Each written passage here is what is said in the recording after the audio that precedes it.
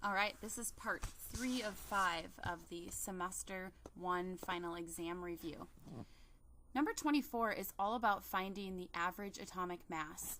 So what this is telling you is a certain percentage of the time an atom weighs 38.99 AMU, and the other percentage of the time it weighs a different mass number. So you're supposed to figure out the average atomic mass. So that's like saying that 60% of the time you weigh 100 pounds, making a random example, and 40% of the time you weigh 120 pounds. So if I asked you the average weight, a lot of people would just go in the middle and they would say 110. But that's not right, because slightly more of the time you weigh 100% or 100 pounds. So what you do is you move the decimal 2 back from 60. So 0.6 times 100 is 60 pounds. Plus, you do the other one, move the decimal 2 back, 0.4 times 120, and that is 48 pounds. Add those together. The average is 108 pounds, which makes sense that it's a little bit closer to 100 than being right in the middle at 110, because again, 60% of the time you weigh 100. So that's exactly what this problem is, only it's got, decimals and things, but don't let that mess with you. So you move the decimal 2 back, so this is 0.6075 times kind of like the 100 pounds, but the 38.99, plus, then move the decimal 2 back on the other relative abundance, multiply it by the average weight for that isotope, and then add it together and think about your answer, make sure it makes sense.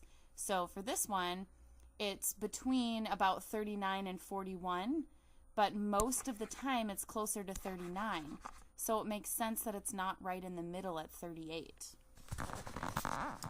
What is an isotope? So remember that atoms can have different numbers of neutrons. If there's a carbon atom, it always has 6 protons. But it can have 2 extra neutrons. So for example, this carbon that I wrote here has a mass of 12 because the protons plus the neutrons make the mass number. And when you're writing a generic isotope notation format for an atom, you always write the mass number in the upper left corner and the atomic number in the lower left. And you can always do the mass number minus the atomic number, and that will give you the number of neutrons every time. That works. So number 26 is asking you to write out some isotope symbols. So you add 12 plus 14 to get that mass number that goes in the upper left corner, and protons is equal to the atomic number. Then you go to your periodic table and you say, okay, what element is number 12? This question is asking about magnesium. In a similar fashion here, this one gives you the mass and the neutrons, so it's a little bit trickier because it wants you to do a subtraction to figure out how many protons and the identity of the element. And then you go to your periodic table and say, okay, number 29 is copper. Number 27, explain the difference between core electrons and valence electrons. So let's look down to number 28 because I already have a picture drawn here. The valence electrons are just the electrons in the outermost shell. And we've been talking a lot about those lately because those are the ones that are available in that outer shell for bonding. And then the core electrons are everything else inside. So sometimes you have to add them together. So for this particular atom, there are 10 core electrons and 2 valence electrons. So let's look what it's asking for here. It says nickel, and it just told you that it has 2 valence electrons. So you have to go to your periodic table, find nickel, and say, okay, nickel's number 28. So that means it has 28 total electrons. Since there are 2 in the outer shell, I need to subtract to figure out how many are left in the core, which makes sense, 26.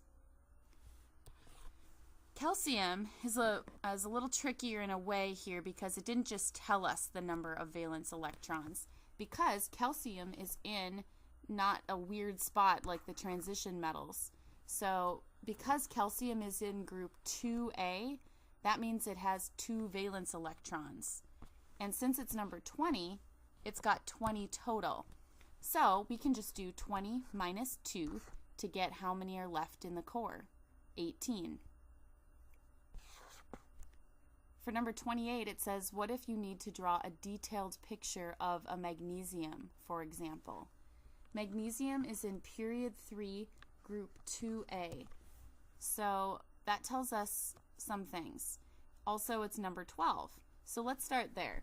Because it's number 12, we know it has 12 protons in its nucleus. We also know that it has 12 electrons, assuming that it's neutral, which you should, unless someone tells you differently. So we're going to need to put 12 electrons somewhere, and the 3 from the period number tells us that there's 3 shells. So I started by drawing the 3 shells and automatically putting a 2 in the outermost shell. 12 electrons minus 2 in the outer shell leaves 10 in the core.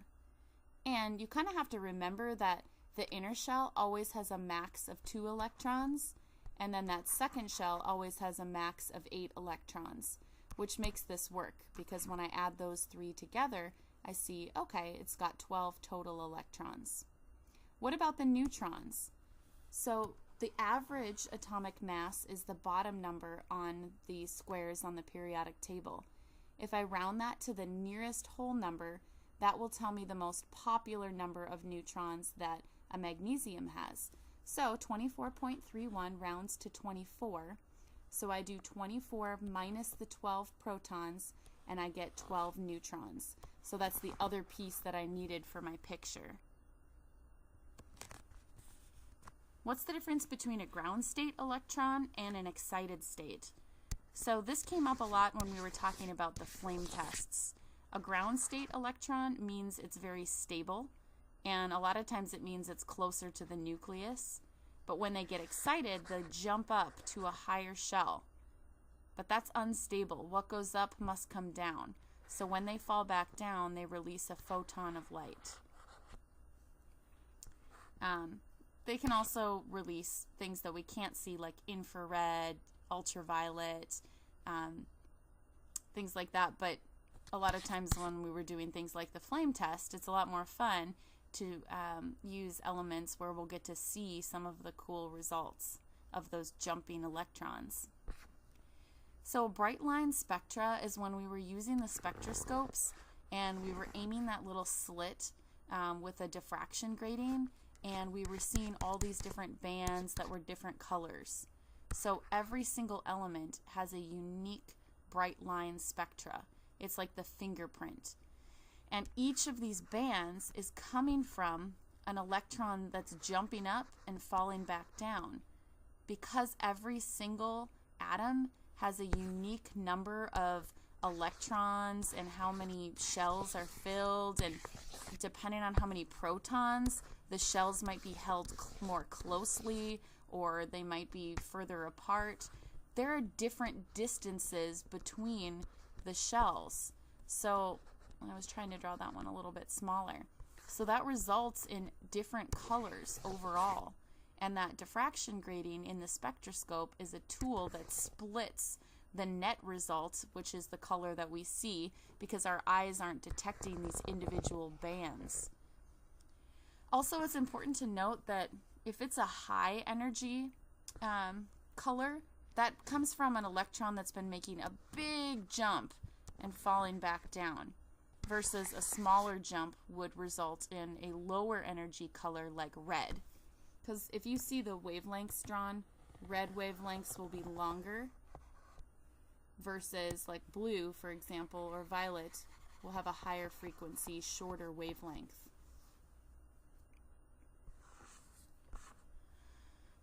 how come when we had, for example, helium gas, we were looking at it through the spectroscope, why did we see so many different colors of light? Because helium only has 2 electrons. Well, there were so many millions, billions, trillions of helium atoms in that gas chamber that when we turn on the electricity, they don't always make the same jumps depending on how much energy that electron absorbs. And even though there aren't electrons in these shells when the atom's in its ground state, there are an infinite number of shells. So these electrons can be making jumps, maybe not falling all the way back down, and maybe it makes another jump and falls back down. So you're going to see the result of all of those electrons jumping, and that's why you see so many different bands of light. All right, fission versus fusion. So usually fission is a big, heavy atom, and you bombard it with something, and then it splits.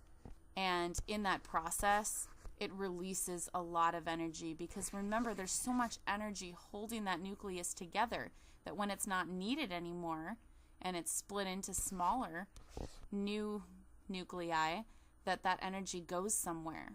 So fission is all about splitting.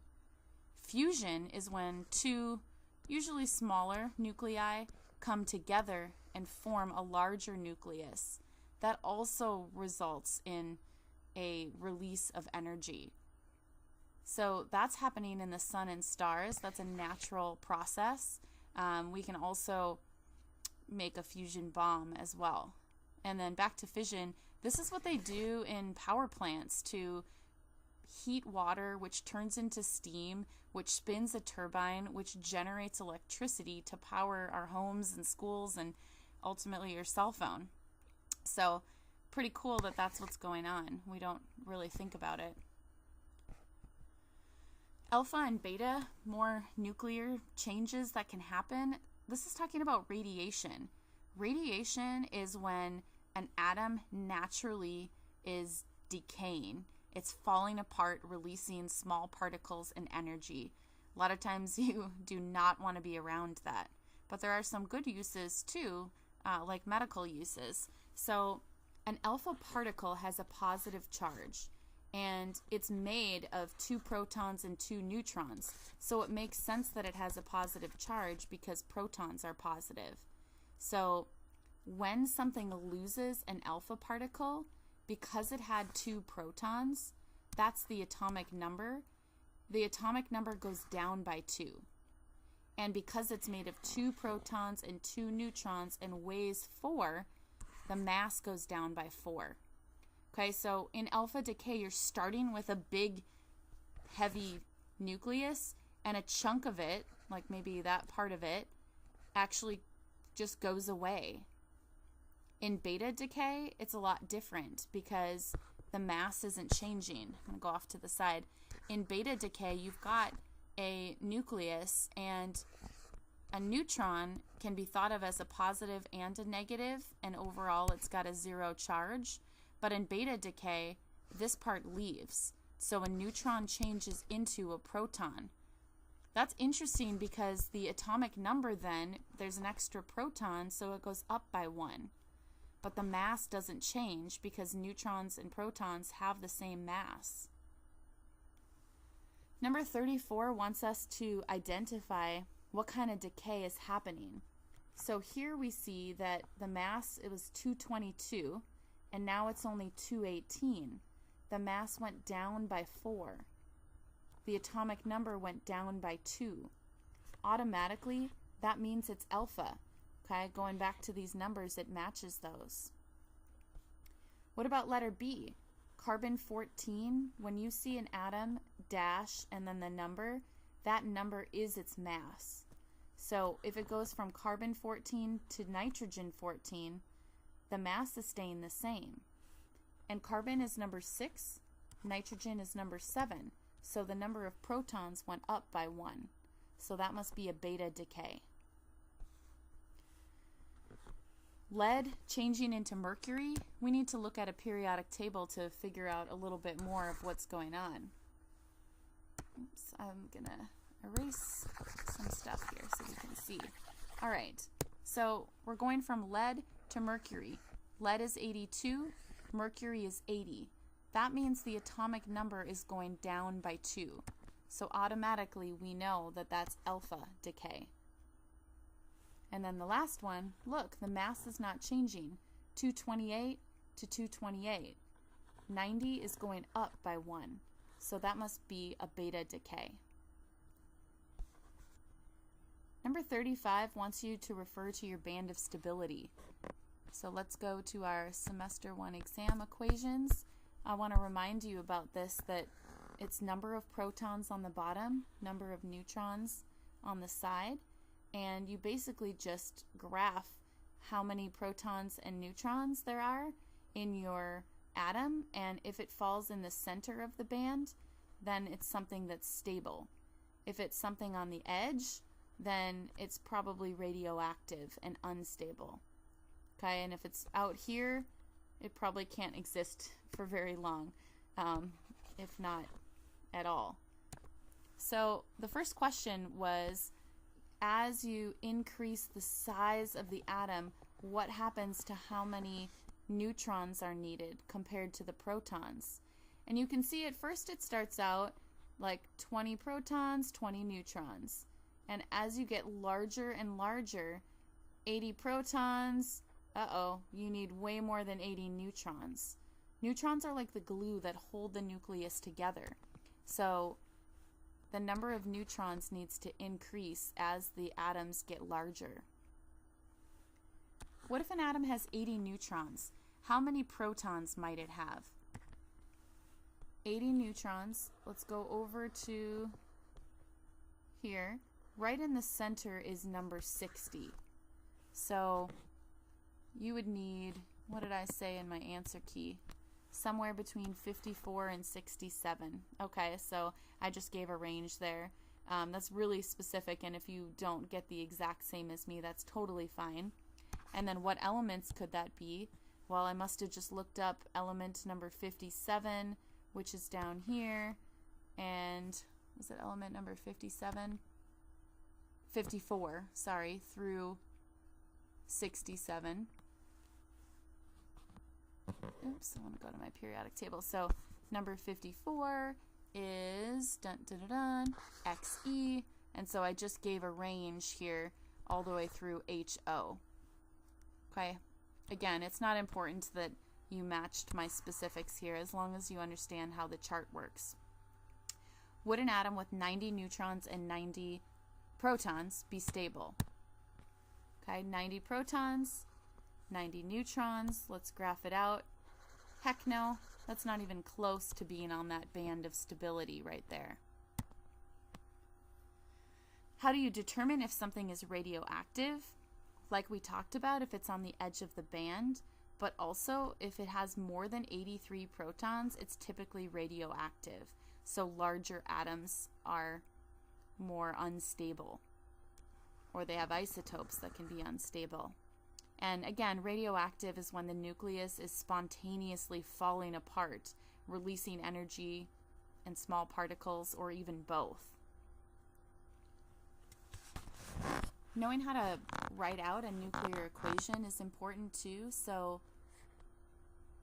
as long as you remember the patterns of the alpha and the beta particles, you're good.